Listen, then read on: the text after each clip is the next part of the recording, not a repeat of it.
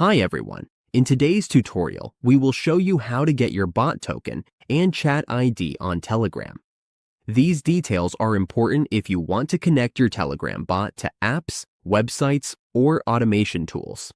We will walk you through how to generate the token and find your chat ID. Let's get started. On your Telegram dashboard, we need to search for BotFather. We will look for BotFather in the search bar.